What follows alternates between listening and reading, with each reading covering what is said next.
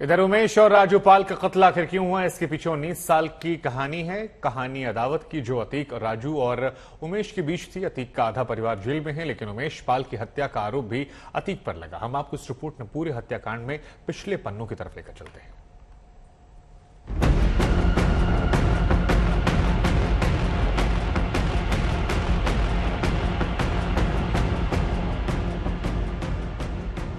धूमनगंज की इस रोड पर शुक्रवार की शाम 7 बजे के करीब उमेश पाल की हत्या कर दी गई।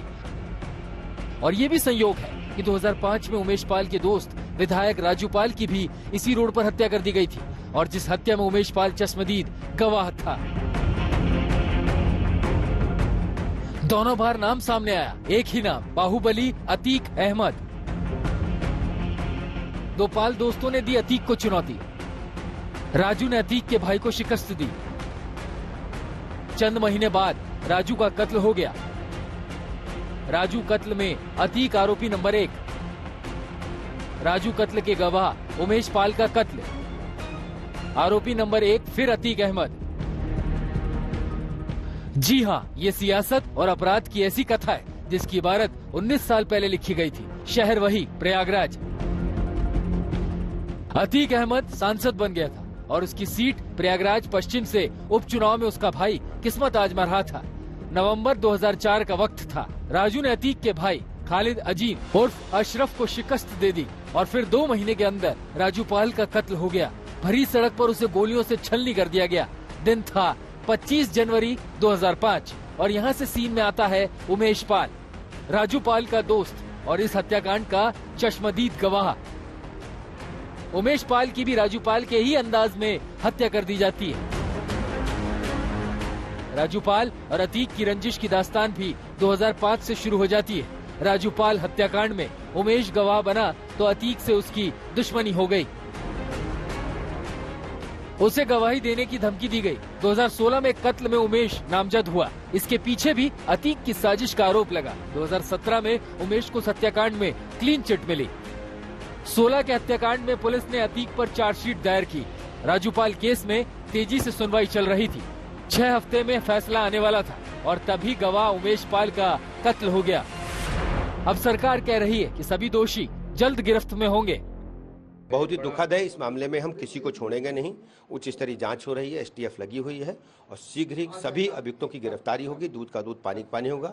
पूरे मामले को हम फास्ट ट्रैक कोर्ट में ले जाएंगे और कड़ी से कड़ी सजा दिलाएंगे। इस मामले की स्वयं हम लोग मॉनिटरिंग कर रहे हैं। विपक्ष इस पे पूरा सरकार को, विपक्ष के पास देखिए, इस पे राजनीति करने का अवसर नहीं है और इसमें हम एक एक व्यक्ति को कड़ी से कड़ी सजा दिलाएंगे। अब देखना यह है कि कब तक उमेश पाल के कातिल पकड़े जाते हैं। ब्यूरो रिपोर्ट, आज तक। इधर प्रयागराज में राजूपाल हत्याकांड के गवाह के मर्डर पर आज यूपी विधानसभा में तीखी बहस हुई। सीएम योगी आदित्यनाथ ने समाजवादी पार्टी पर माफिया को पालने का आरोप लगाते हुए आक्रामक अंदाज में कहा कि माफिया को मिट्टी में मिला देंगे।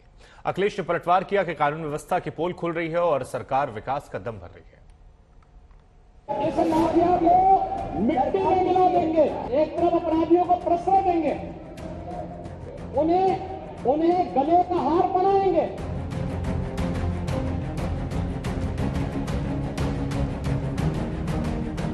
किस तरीके से गोलियां चली हैं, अपराधी पीछे भाग करके गोली मारने पहुंचे और बम चले हैं।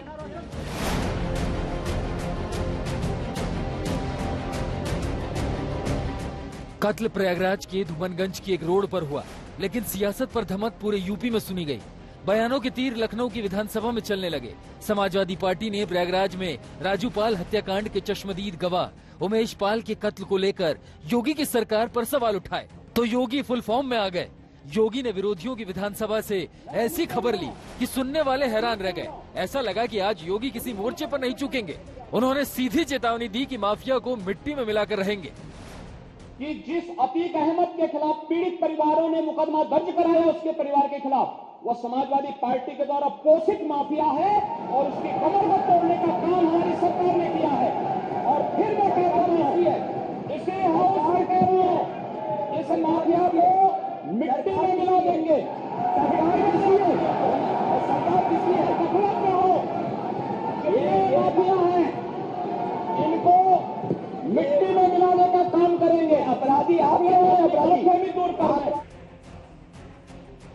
इसके बाद बारी आई प्रयागराज हत्याकांड की। योगी ने सीधे अतीक अहमद का नाम लेकर कहा कि समाजवादी पार्टी ऐसे माफिया को पालती पोसती थी, लेकिन अब माफिया के खिलाफ ऐसा एक्शन हो रहा है कि जो नजीर बन रहा है। तमाशा बनाते हैं आप लोग। एक तरफ अपराधियों को प्रश्रय देंगे, उन्हें गले का हार बनाएंगे और दूसरी तरफ फिर दोषारोपण भी करेंगे। ये पेशेवर माफिया और अपराधियों के सरपरस्त हैं और ये लोग लगातार यही करते रहे हैं। इनके रग-रग में अपराध भरा हुआ है। योगी ने विधानसभा में समाजवादी पार्टी और अखिलेश यादव पर बिना किसी लाग लपेट के सीधे आरोप जड़े, तो अखिलेश ने भी पलटवार किया। विधानसभा के बाहर उन्होंने प्रयागराज हत्याकांड का हवाला देकर कहा कि सूबे में सरेआम बम चल रहे हैं, गोलियां चल रही हैं और सरकार न जाने किस विकास की बात कर रही है। किस तरीके से गोलियां चली हैं, अपराधी पीछे भाग करके गोली मारने पहुंचे और बम चले हैं। उत्तर प्रदेश में इस तरह का गोली चलना, बम चलना, गैंगवार की तरह दिखाई देना, ये सरकार पूरी तरीके से असफल हुई है। सरकार के कानून व्यवस्था संभालने की कोई सीमा नहीं बची। ये जो जीरो टॉलरेंस कहते हैं, क्या गोली चलना जीरो टॉलरेंस है? उनकी भी जान चले जाना, बच सकते थे, लेकिन अस्पताल पहुंचने के बाद जो इलाज नहीं मिलना, ये है उत्तर प्रदेश का गवर्नेंस मॉडल। ये है राम राज्य, जहां खुलेआम तमंचे चल रहे हो, बंदूकें चल रही हो, बम चल रहे हो, धुआं उड़ रहा हो और सब रिकॉर्डेड हो। यूपी में योगी सरकार ने कानून व्यवस्था पर काफी काम किया है और योगी इसी को अपनी सरकार की यूएसपी बना रहे हैं। इस माफिया को मिट्टी में मिला देंगे। ब्यूरो रिपोर्ट, आज तक।